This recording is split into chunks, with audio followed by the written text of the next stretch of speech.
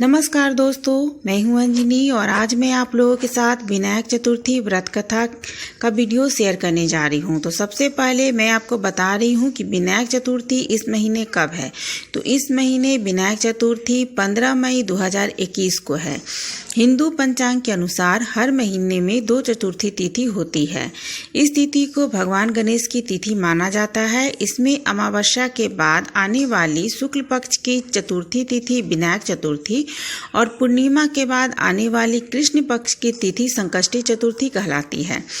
ऐसा माना जाता है कि जो भी भक्तजन विनायक चतुर्थी या फिर संकष्टी चतुर्थी के दिन भगवान गणेश की पूजा अर्चना करते हैं, उन्हें दूभी यानी कि दूब चढ़ाते हैं, उनका जीवन हमेशा सुखमय बना रहता है और भगवान गणेश की उन पर अपार कृपा होती है। भगवान गणेश सभी लोगों के दुखों को हरते हैं। भगवान गणेश खुद रिद्धि सिद्धि के दाता हैं और शुभ लाभ के प्रदाता हैं। वह भक्तों की बाधा, संकट, दोष, सब दरिद्रता सबको दूर करते हैं। गणेश जी का नाम विनायक होने के कारण इसे विनायक चतुर्थी के नाम से भी जाना जाता है। तो चलिए अब सुन लेते हैं विनायक चतुर्थी की कथा। एक बार भगवान शिव तथा माता पार्वती नर्मदा नदी के किनारे बैठे थे। वहां पर माता पार्वती ने भगवान शंकर से कहा कि हम लोग चौपर खेलते हैं। शिव चौपर खेलने के लिए तैयार हो गए, परंतु इस खेल में हार जीत का फैसला कौन करेगा, यह प्रश्न उनके समक्ष उठा। भगवान शिव ने कुछ तिनके एकत्रित करके उसका एक पुतला बनाया और उसमें प्राण प्रतिष्ठा दे दी। कहा कि बेटा, हम चौपर खेलना चाहते हैं, परंतु हमारी हार जीत का फैसला करने वाला कोई नहीं है, इसलिए तुम बताना कि हम दोनों में से कौन हारा और कौन जीता।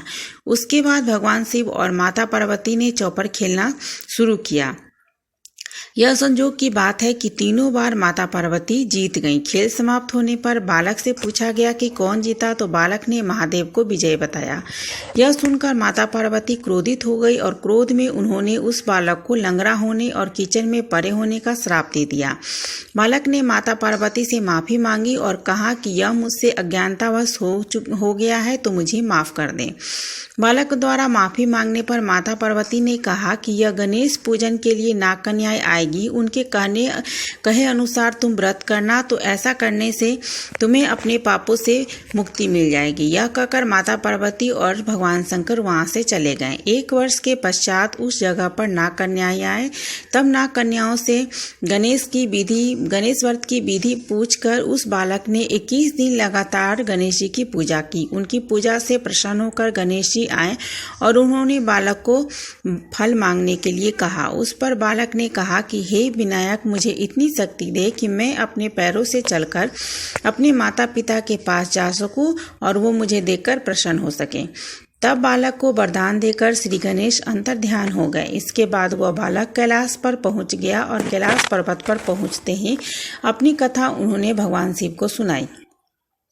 चौपर वाले दिन से ही माता पार्वती शिव जी से क्रोधित थी, अतः देवी के रुष्ट होने पर भगवान शिव ने बालक के बताए अनुसार 21 दिनों तक गणेश जी का व्रत किया। इस व्रत के प्रभाव से माता पार्वती के मन में भगवान शिव के लिए जो नाराजगी थी वो भी समाप्त हो गई। तब यह व्रत विधि भगवान शंकर ने माता पार्वती को बताई। यह सुनकर माता पार्वती के मन में भी अपने पुत्र कार्तिकेय से मिलने की इच्छा जागृत हुई। तब माता पार्वती ने भी 21 दिन तक श्री गणेश का व्रत किया और दुभी, फूल और लड्डुओं से गणेश जी का पूजन अर्चन किया। व्रत के 21वें दिन कार्तिकेय स्वयं माता पार्वती से मिलने आ पहुंचे। उस दिन से श्री गणेश चतुर्थी का यह व्रत समस्त मनोकामनाओं की पूर्ति करने वाला व्रत माना जाने लगा।